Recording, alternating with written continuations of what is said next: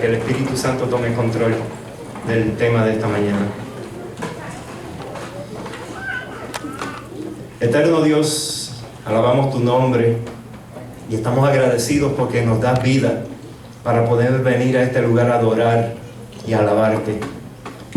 Rogamos, Señor, que tu Santo Espíritu nos traiga palabras de vida para la vida eterna. Que no sean palabras de hombres, sino la palabra de Jehová que vive y permanece para siempre. Habilítanos para escuchar tu voz, Señor, y que no salgamos de este lugar vacíos. En el nombre de Jesús. Amén. Amén.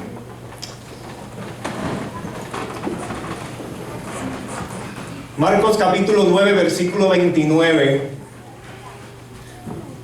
Tiene un versículo que es importante conocer su significado. Este versículo de Marcos 9:29 nos va a mostrar a nosotros dónde estamos parados hoy.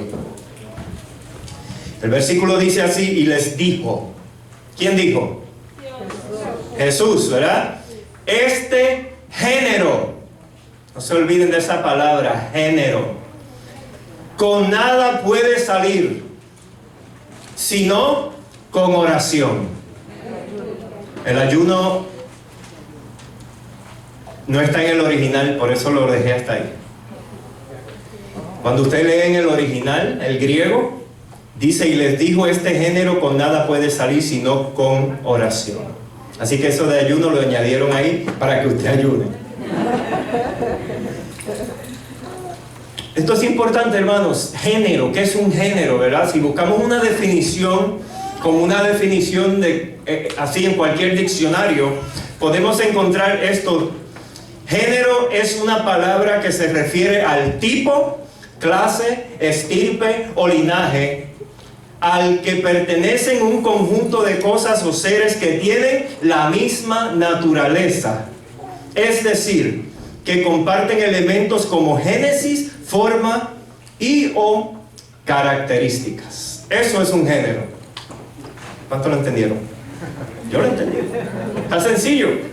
Un género, cuando usted habla de géneros, usted clasifica en género el género femenino y el género masculino, ¿verdad? Ese es el único que existe en la Biblia. El género, no sé, los perros son un género, los gatos son un género, ¿verdad? Son tipos de animales. Y así sucesivamente.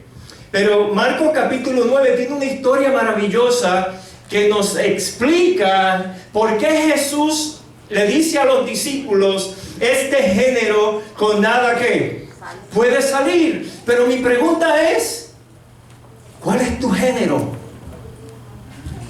¿Cuál es tu género? ¿Y cuál es mi género? Si vamos a Marcos capítulo 9, creo que estamos ahí, ¿verdad? Y vamos a leer desde el versículo 14, ¿verdad? El contexto de lo que Jesús dijo en el versículo 29. ¿Qué era lo que estaba sucediendo en ese lugar? ¿Por qué Jesús se expresa así con los discípulos? ¿Cuál era el propósito de él mencionarlo? ¿Qué sucedió que hizo que Jesús expresara de esa manera? Y usted dice: pero es que Jesús no se expresó mal, eso es algo sencillo. No, pero hay algo detrás de esa palabra que es muy importante y tiene que ver contigo y conmigo hoy. Se lo dejo de asignación. Dice el versículo 14: cuando llegó, ¿quién llegó? Si llegó era ¿por qué? Porque estaba en otro lugar, ¿verdad que sí? Jesús estaba en algún lugar. Ahora dice: cuando llegó a donde estaban los discípulos, vio que una gran multitud. Entonces algo estaba sucediendo en ese lugar. Jesús llegó de un lugar a otro lugar donde estaba sucediendo algo. ¿Ok? Sigue diciendo: vio una gran multitud alrededor de ellos. ¿De quién?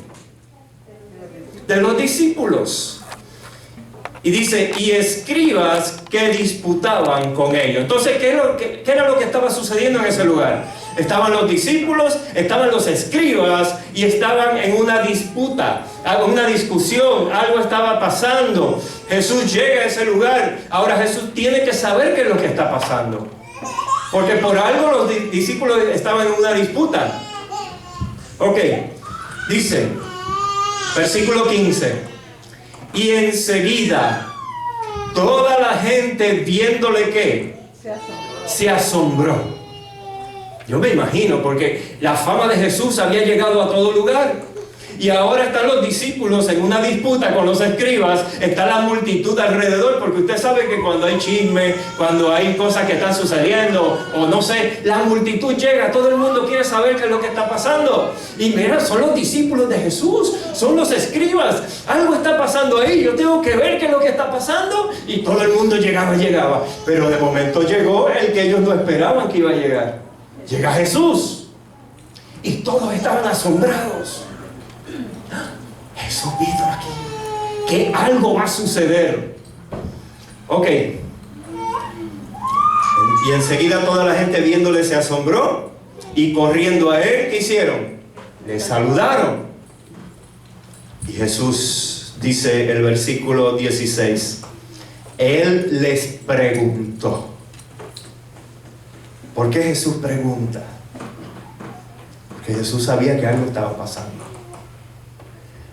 Algo fuera de lo común. A una situación había hecho que hubiera una disputa entre los escribas y ellos. ¿Qué era lo que estaba pasando? Dice, y él les preguntó, ¿qué disputáis con ellos? ¿A quién se lo pregunta? ¿A los escribas? A los discípulos. Jesús quiere saber qué es lo que está pasando aquí. ¿Por qué ustedes están discutiendo? ¿Qué sucede? ¿Qué pasó? Pero Jesús sabía lo que había pasado. Dice el versículo 17. ¿Quién le responde a Jesús? Miren. Y respondiendo uno, ¿de dónde? De la multitud. Los discípulos ni siquiera contestan la pregunta. Jesús le dice, ¿qué es lo que está pasando? ¿Por qué la discusión? Y ellos... Porque a veces cometemos errores en la vida y cuando nos preguntan, nosotros no nos atrevemos a decir nada. Nos da vergüenza lo que estamos haciendo. Hacemos cosas, pero cuando nos enfrenta a Jesús, nos da vergüenza. Y no queremos decir nada, pero Jesús conoce mi corazón. Jesús sabe lo que sucedió. Jesús sabe lo que tú estás haciendo a escondidas. Jesús sabe cuál es tu pecado secreto. Jesús sabe qué es lo que está sucediendo y cuál es esa lucha que tú tienes en tu corazón. Él lo sabe. Pero Él quiere que tú le respondas. Jesús te pregunta, ¿qué es lo que está pasando? ¿Qué pasa con tu vida? ¿Por qué tú actúas de esa manera? ¿Por qué tú hablas así? ¿Por qué esa actitud? ¿Tú no dices que me amas? ¿Tú no dices que me sigues donde quiera que yo vayas? ¿Por qué? ¿Qué está pasando? ¿Qué es lo que hay dañado en tu vida que tú no te atreves a abrir tu corazón a Dios? Los discípulos estaban callados. No respondieron, dice el 17, y respondió uno de la multitud. Usted sabe que siempre hay uno que va a hablar. Siempre las cosas se van a saber, hermanos. El telón se va a abrir. Por más tiempo que tú lleves en lo que estás haciendo, un día se te va a descubrir. Pues mejor yo se lo descubro al Señor de una vez. Y no espero a pasar esa vergüenza. Dice, versículo 17. Y respondiendo uno de la multitud dijo, Maestro, traje a ti mi hijo, que tiene ¿qué? Un espíritu ¿qué? Inmundo. Mudo, perdón, pero era un espíritu inmundo también. Tiene un espíritu mudo. Mi hijo tiene un espíritu. Un padre que tiene un hijo que está pasando por una situación difícil, que está desesperado, que no sabe qué hacer y lo trae a los discípulos para que los discípulos hagan algo. Pero ahora llega Jesús y el padre sabe dónde él tiene que ir y se lo lleva a Jesús, porque él le dice: le traje a mi hijo que tiene un espíritu mudo, el cual donde quiera que le toma, ¿qué? Le sacude y echa espumarajos y cruje los dientes y se va secando. Wow, hermanos, esa palabra secando es como una persona que está vivo y no tiene vida. Es un muerto viviente. Es una persona que ya no tiene esperanza. Es una persona que está vacía. Es una persona que no sabe a dónde ir, no tiene un fin, no tiene un norte. Es una persona que está y no está. Y a veces muchos de nosotros estamos en la iglesia y no estamos. Estamos secos. Estamos secos por las decisiones que tomamos. Pero queremos después echar la culpa. Le echamos la culpa a la iglesia, le echamos la culpa al pastor, le echamos la culpa al líder, le echamos la culpa al hermano que habló de mí, le echamos la culpa al otro. Estamos echándole la culpa a la gente, hermanos. Pero esto es una situación personal entre yo y mi Dios. Y muchas veces llegamos al descaro de echarle la culpa a Dios también. Estaba seco. ¿Cómo se sentiría ese padre viendo a su hijo sufrir de esa manera? ¿Cuántos de nosotros no tenemos hijos fuera de la iglesia? Y estamos sufriendo porque están secos. Dice, y se va secando. Y dije a tus discípulos que lo echasen fuera. ¿Y qué? Wow, hermanos. Tantos años caminando con Jesús y no pudieron. ¿Cuántas veces hay personas que vienen donde nosotros cargados y nosotros no podemos? O escuchamos el problema de la persona y vamos con el chisme a regarlo por todas partes, cuando Dios no nos ha dado autoridad de eso. Nosotros tenemos que aprender, hermanos, a tener ética cristiana. Que cuando una persona viene a decirme su problema, eso tiene que quedar conmigo. Y yo no tengo un título de consejero o de psicólogo para aconsejar. A veces también nos creemos psicólogos y aconsejamos mal. Y cuando una persona busca la confianza de hablar conmigo, entonces ya lo sabe el barrio.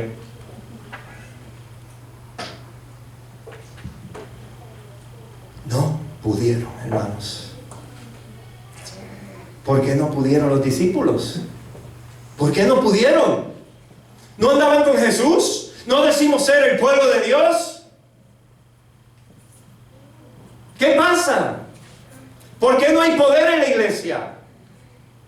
¿Por qué no hay poder en mi vida? ¿Por qué yo sigo siendo lo que soy? ¿Es que Dios no tiene poder para transformarme? ¿O es que a mí me gusta ser como soy?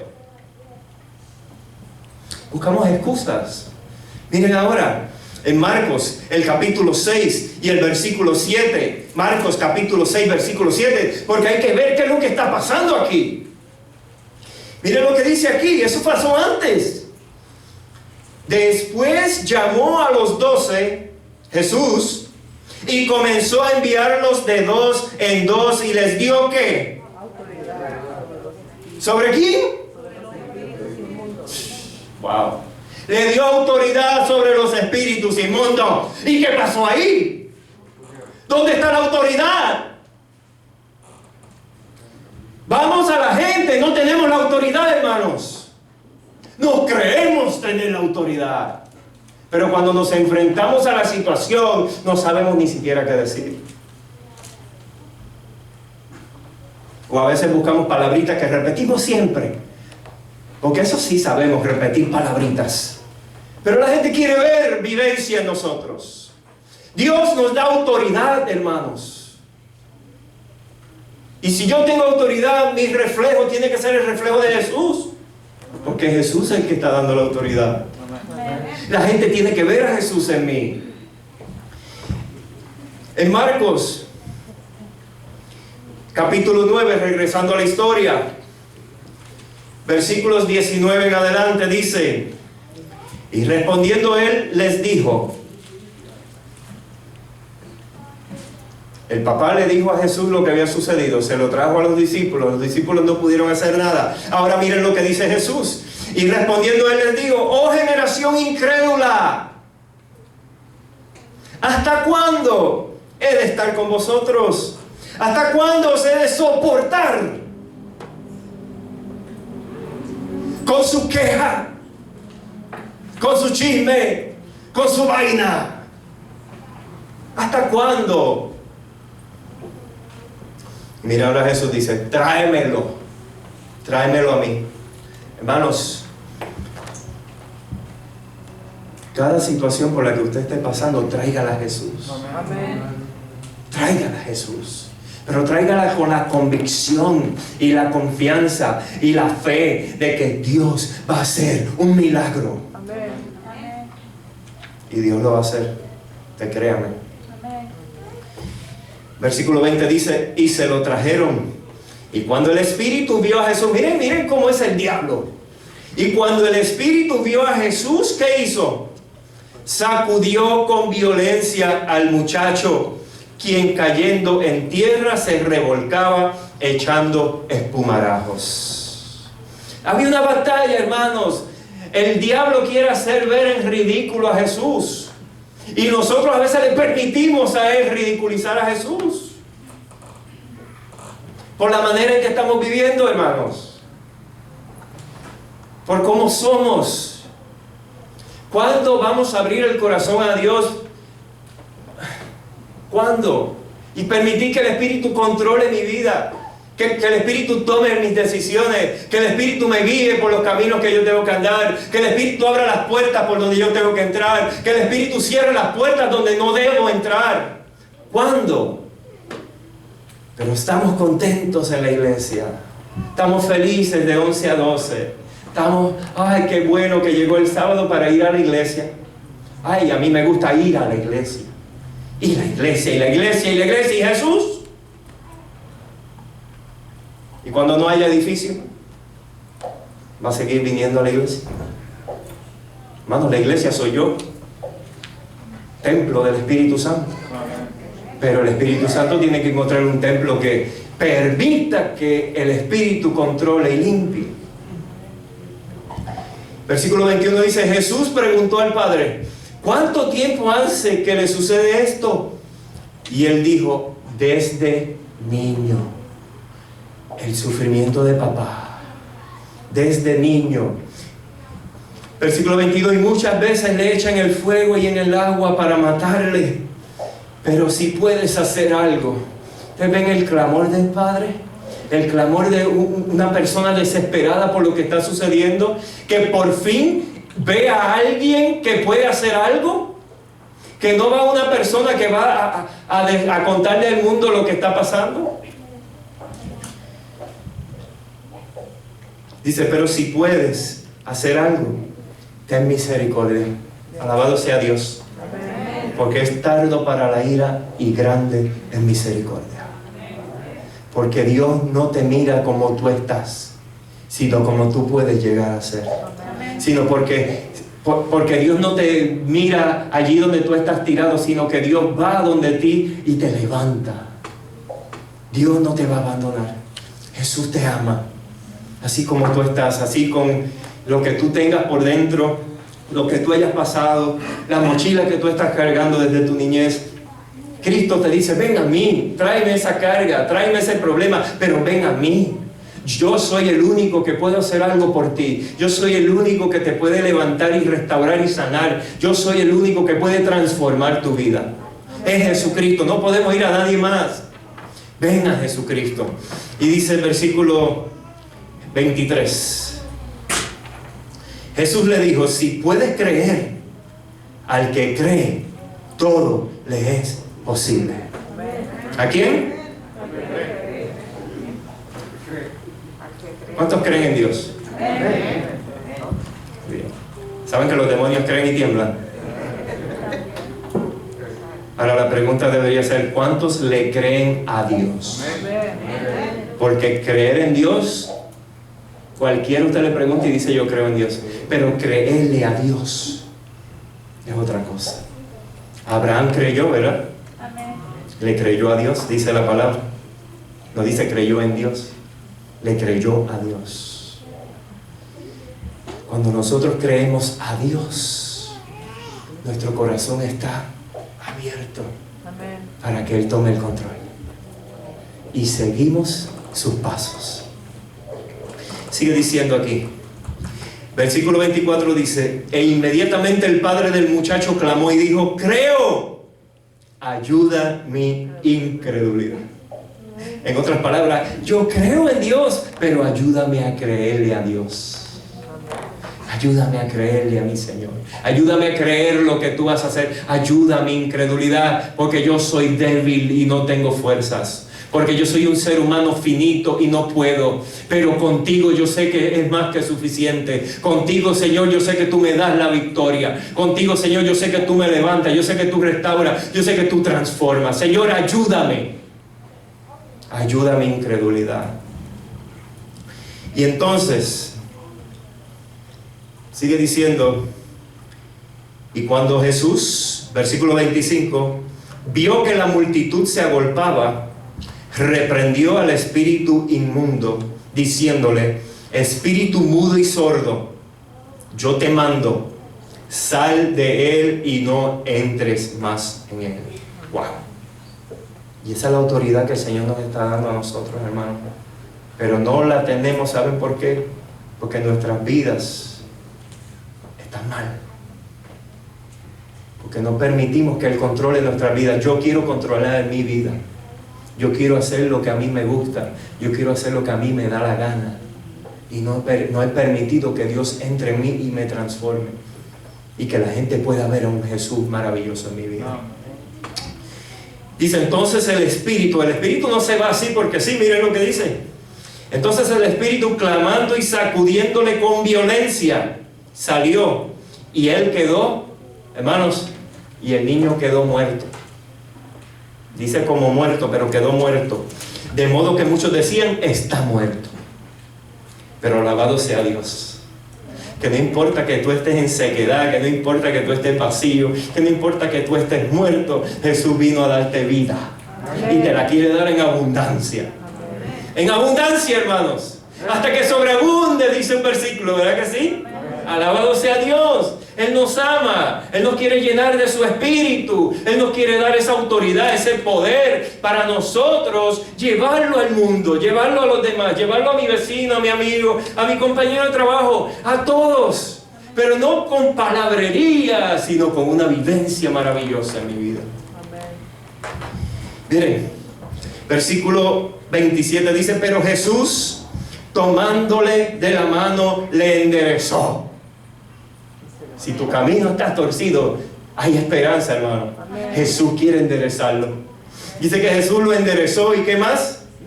Y se levantó. Alabado sea el nombre de Dios, hermano. Y usted quizás no se lo imagina, o quizás se lo imagina, porque yo no estoy dudando de su imaginación.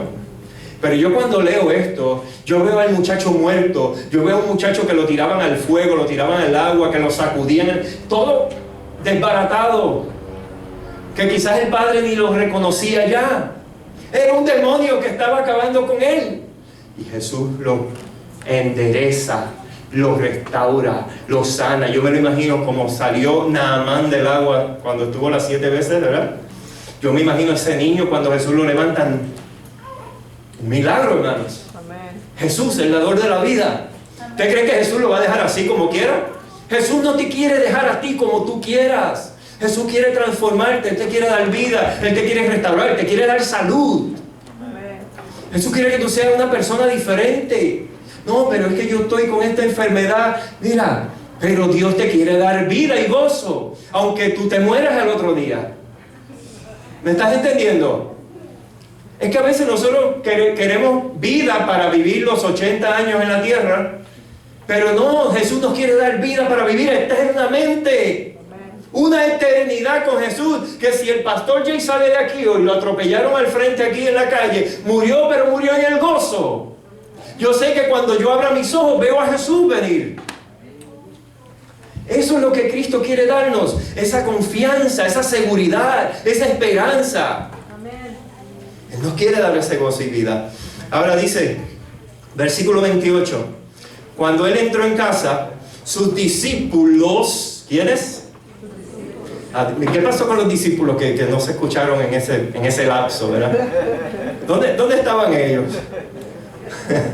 Pues Jesús les había preguntado algo y nunca le contestaron. ¿Qué fue lo que pasó? ¿Por qué discuten? Y los discípulos, imagino que ni Pedro habló. Imagínense que Pedro hasta por los codos hablaba. Dice que cuando Él entró en casa, sus discípulos le preguntaron aparte. O sea, no se lo preguntaron ni enfrente de la gente. Aparte. ¿Por qué nosotros no pudimos echarle fuera? Qué lindo. Qué lindo los discípulos, ¿verdad? Jesús, ¿por qué nosotros no podemos sacarlo fuera?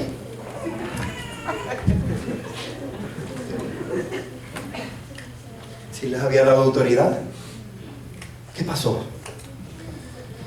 A mí me gusta que la Biblia me responda las preguntas.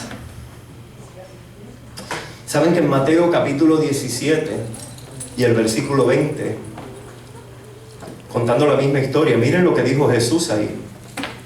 Jesús les dijo, por vuestra poca fe, porque de cierto os digo que si tuviereis fe como un grano de mostaza, diréis a este monte,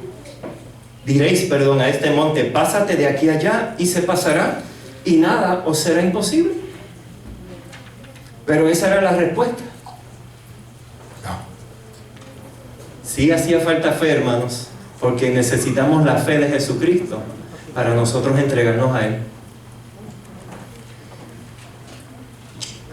Pero Marcos capítulo 6.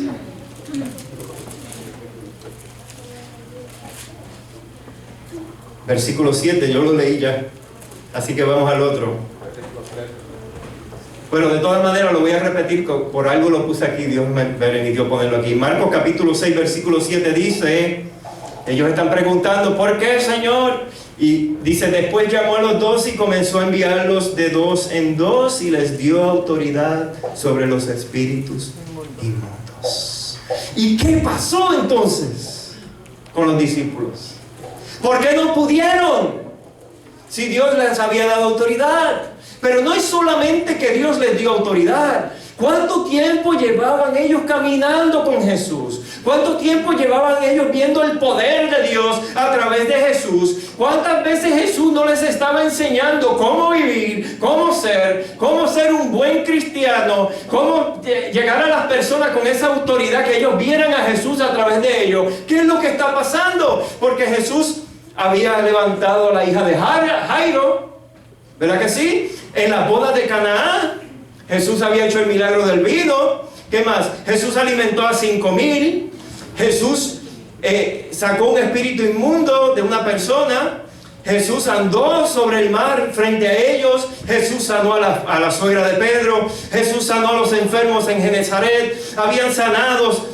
Jesús estaba sanando gente a ponerse el sol. El milagro de la mujer sirofenicia, todo eso ellos lo habían visto. Y si usted lee el Evangelio de Marcos, usted va a ver todos esos milagros sucediendo antes que esto sucediera.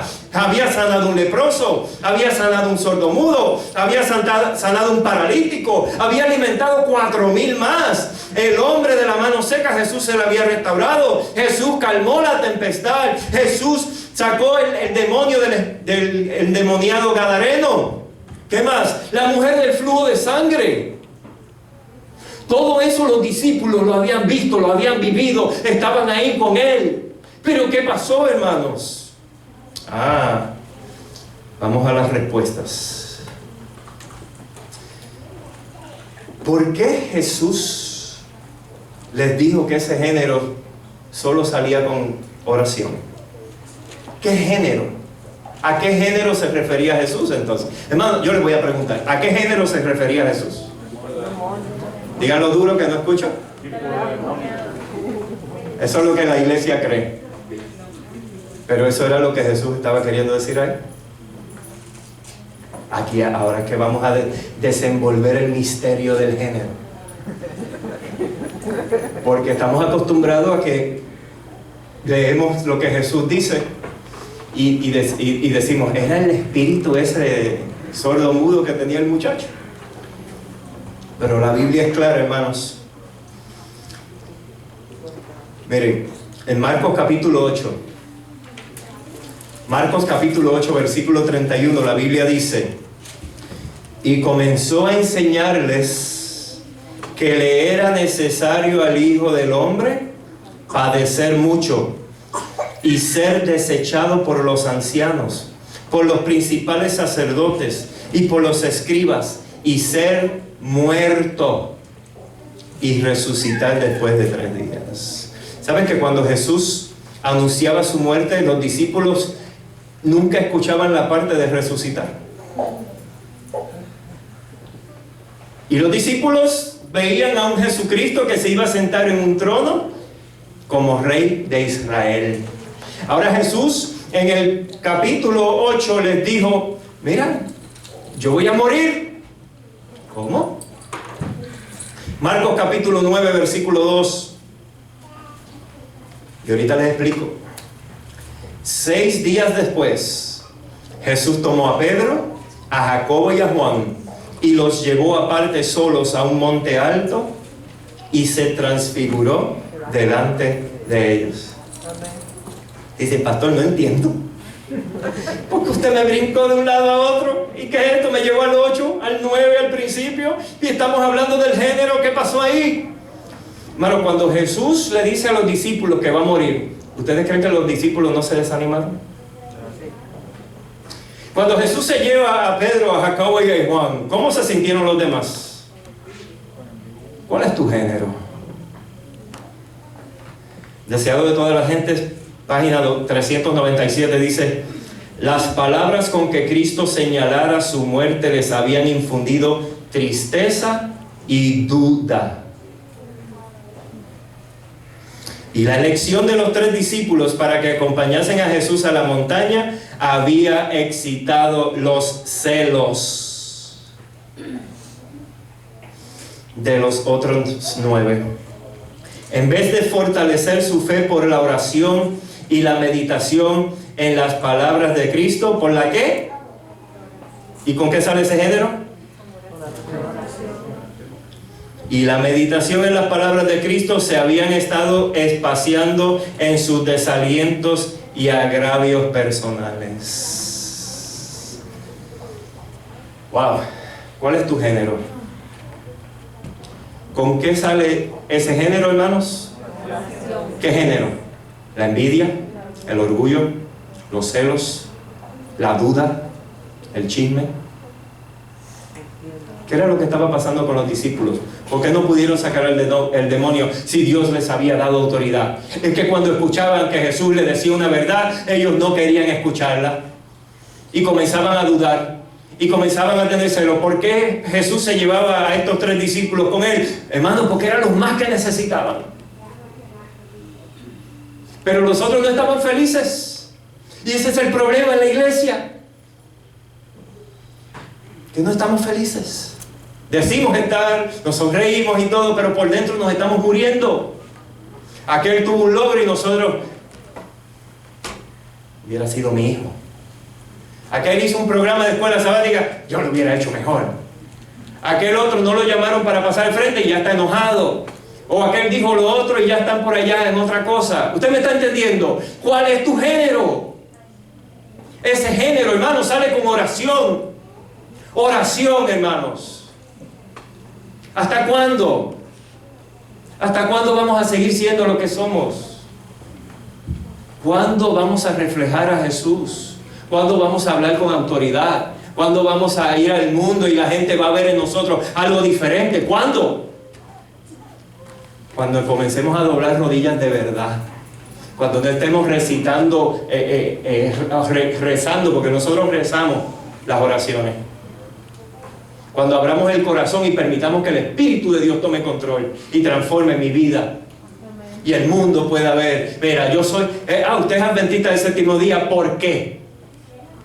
¿Verdad? ¿Le han preguntado alguna vez eso? ¿Y qué decimos? Porque guardamos el sábado, porque no comemos cerdo, porque más rayo parta. Yo soy adventista del séptimo día porque la gracia de Jesucristo está transformándome día a día. Me está llevando no a una perfección, pero a una santidad, porque me está apartando para Él y porque un día lo veremos gloriosamente venir en las nubes de los cielos, y yo quiero que tú te vayas conmigo allá. Pero queremos doctrinar a la gente y no le presentamos un Jesús de amor. Tenemos la fe de Jesús, la fe de Jesús. A mí nunca me la dieron, gracias a Dios. Yo me bauticé sin la fe de Jesús. Y no estoy diciendo que sea malo, hermano, pero enamoremos a la gente de Jesucristo. Vamos a quitar ese género que llevamos por dentro, ese orgullo que tenemos. Usted dice, pastor, usted viene a predicarnos del orgullo todos los sábados. Pero es que hasta que el orgullo no se aplaste, hermanos, no vamos a ser diferentes. Hasta que el orgullo no se aplaste, la iglesia no va a florecer. ¿Dónde está el gozo? ¿Dónde? Aquí, cuando decimos amén y nos emocionamos, pero ¿y cuando salimos de las puertas para allá? ¿Dónde está el gozo? ¿Cuál es tu género, hermanos? Que todavía no he terminado.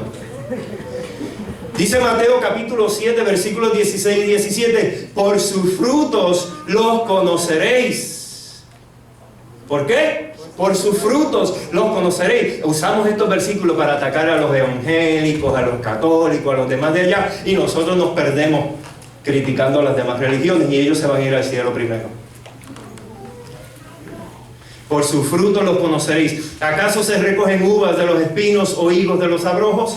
Así todo buen árbol da frutos, pero el árbol malo, ¿qué da? Malos frutos. ¿Quién es el árbol malo? El que escucha la necesidad de una persona y va a decírselo a medio mundo. El que ve la necesidad de otro y se burla de él. El que ve que aquel está pasando por una situación y dice, qué bueno que le pase. A mí no me pasa porque yo le sirvo a Dios. Eso es algo que él hizo. A lo mejor no está orando. Comenzamos a criticar, a señalar, a juzgar. Hermano, la iglesia no está para eso. Jesús vino a salvar. Jesús vino a buscar lo que se había perdido. Cuando nosotros comencemos a mirar a la gente como Jesús los mira, hermanos, vamos a ser un pueblo de Dios de verdad. Y eso es lo que Dios quiere de nosotros. Al pueblo de Dios. El pueblo de Dios. De Dios. Que Dios tiene control de la iglesia, que Dios tiene control de los líderes, que Dios tiene control de los hermanos, que Dios tiene control de los hogares, que Dios tiene control de los hijos, que Dios tiene control de mi vida. Eso es lo que Dios está buscando. ¿Cuál es tu género entonces? Entonces ese género, vete en oración y dile, Señor, quita ese género de mi vida, porque cada uno de nosotros cargamos con ese género. Deseado de todas las gentes, para calmar. Página 397 dice, a fin de tener éxito en el conflicto tal, debían encarar la obra con un espíritu diferente. Ahí está hablando de lo que pasó ahí, en ese lugar. Su fe debía ser fortalecida por la oración ferviente, el ayuno y la humillación del corazón. Debían despojarse del yo y ser henchidos del espíritu y del poder de Dios. La súplica ferviente y perseverante dirigida a Dios con una fe que induce a confiar completamente en Él y a consagrarse sin reservas a su obra. Es la única que puede prevalecer para atraer a los hombres la ayuda del Espíritu Santo en la batalla contra los principados y potestades, los gobernadores de las tinieblas de este mundo y las huestes espirituales de iniquidad en las regiones celestiales. Cuando nosotros vamos en oración, nos llenamos del Espíritu Santo y quitamos el género del que Jesús menciona ahí, porque todos nos creemos que Él hablaba del espíritu inmundo. El espíritu inmundo estaba vencido ya, pero el yo no estaba vencido. Y ese yo se vence con oración. Entonces podemos ir y decir, ahora vamos a la batalla en el nombre de Jesucristo. Primera de Pedro capítulo 1 versículos 22 y 23 dice, habiendo purificado vuestras almas por la obediencia a la verdad. ¿Quién es la verdad? Jesús. Mediante el Espíritu. ¿Quién es el Espíritu? El Espíritu Santo. Para el amor fraternal no fingido. Amaos unos a otros entrañablemente, de corazón puro. Entrañablemente significa, hermanos, ser íntimo, ser inseparable, ser familia, ser incondicional, ser fraternal, ser amigo de manera amable, afectuoso, cariñoso, servicial, simpático, acogedor, agradable y devoto por los demás. Eso es lo que Jesús nos está queriendo decir ahí a través de Pedro. Dice el versículo 23, siendo renacidos. ¿Siendo qué? No de simiente corruptible, sino de incorruptible. ¿Por qué? Por la palabra de Dios que vive y permanece para siempre. Y ahora yo te dejo con este mensaje. Y les dijo, este género con nada puede salir, sino con oración. Necesitamos ser transformados por el Espíritu de Dios. Necesitamos decir, Señor, transforma mi vida.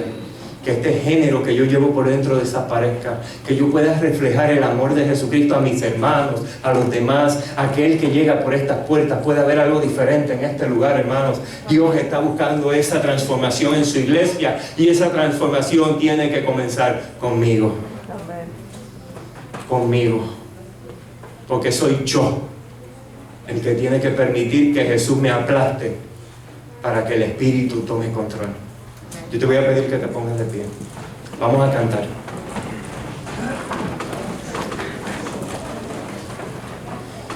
Y mientras estamos cantando en nuestras mentes, vamos a suplicar, vamos a clamar y vamos a pedirle a Jesús que transforme nuestras vidas.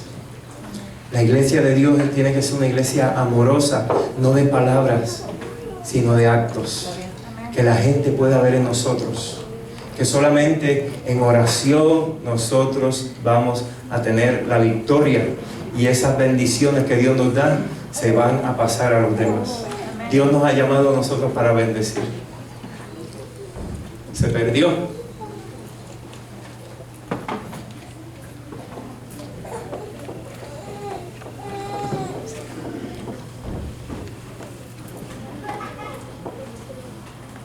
Yo no sé por lo que tú estés pasando. No sé cuál sea tu situación. Quizás estás teniendo problemas con alguna persona. Quizás han hablado de ti. Quizás estés teniendo una situación en tu trabajo. Una situación económica. Quizás perdiste tu trabajo. Quizás tus hijos no están en la iglesia.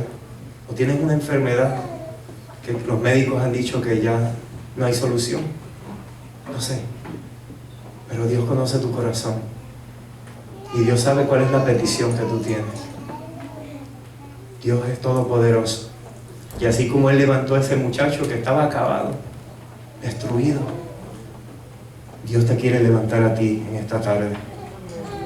Y mientras cantamos, pídele a Dios que haga esa transformación en tu vida, que te dé esa sanidad, que te dé esa libertad, que te dé eso que tú necesitas para poder vivir a la altura de Jesucristo. Vamos a cantar.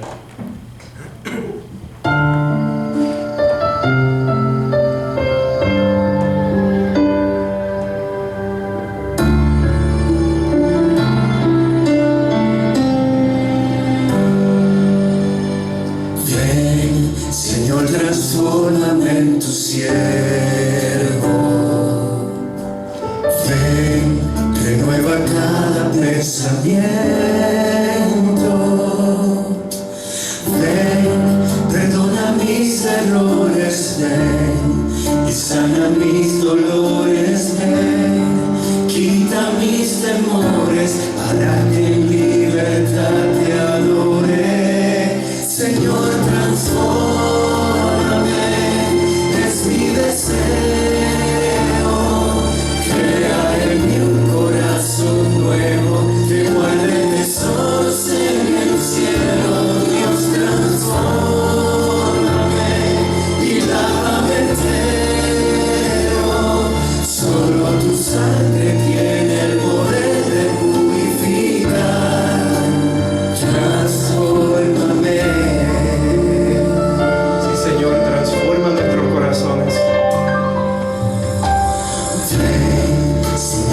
llévame a tu encuentro. Ven, sé fuego y nube en el desierto. Ven, cambia mi historia, ven, y dame la victoria, ven. Yo quiero ver tu gloria y que se grabe en mi memoria. Señor, transfórmame, es mi deseo. Crea en mí un corazón nuevo que guarde tesoros en el cielo. Dios, transfórmame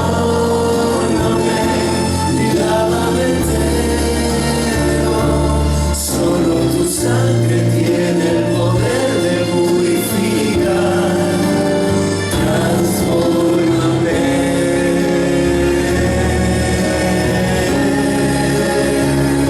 Señor, transfórmame, es mi deseo. Crea en mí un corazón nuevo que guarde tesoros en el cielo. Dios, transfórmame y lávame entero. Solo tu sangre tiene el poder de purificar. Transfórmame.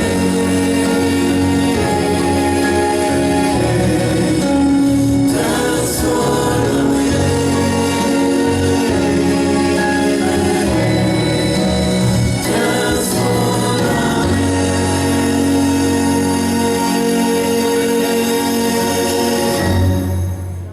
Amén. Amén.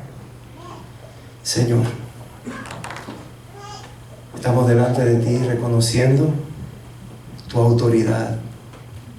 Tú eres Dios, eres nuestro Dios. Y ahí donde tú estás sentado en tu trono, tú tienes el control de cada uno de nosotros. Tómalo completamente, Señor. Abre nuestro corazón. Permite que tu espíritu more en cada uno de nosotros y que haya una transformación genuina y verdadera en nuestras vidas. El mundo necesita verte, Señor, y es a través de nosotros que lo puede hacer. Quita de nosotros, Señor, esa máscara que llevamos puesta. Permite, Señor, que delante de ti entreguemos todo nuestro yo, el orgullo, la envidia, los celos, el chisme, la presunción, todo aquello, Señor, el egoísmo, que no permite que nosotros podamos vivir a la altura de Jesús. Quítalo de nuestro corazón, Señor. Yo sé que hay muchas personas que han llegado cargadas a este lugar. Yo te ruego, Señor, que tú tomes sus cargas, que ellos puedan ver en ti, Señor, sanidad, victoria, felicidad, gozo, que puedan ver la alegría que necesitan, que puedan recibir esa libertad. Rompe las cadenas, rompe esas ataduras que llevan, Señor. Y si hay demonios atormentando, en el nombre de Jesucristo los reprendemos, Señor, porque tú eres todopoderoso. Señor, tú nos has dado autoridad para hacerlo, pero necesitamos, Señor, aplastar el yo para que tu Espíritu sea el que dirija nuestras vidas. Aquí está tu iglesia de Shalom. Bendícela, mi Dios. Llénala de ti, que sea una iglesia amorosa, una iglesia que se goza, no solo aquí en estas cuatro paredes, sino en cada lugar que nosotros pisamos, que nosotros podamos reclamarlos como tuyo, que el mundo pueda ver que la iglesia adventista del séptimo día tiene un Dios vivo, un Dios poderoso y un Dios que se goza a través de sus hijos. Gracias, Señor, por escucharnos. Perdona nuestros pecados, lávanos con la sangre de Jesús y séllanos con tu Espíritu para la vida eterna. En el nombre de Jesús.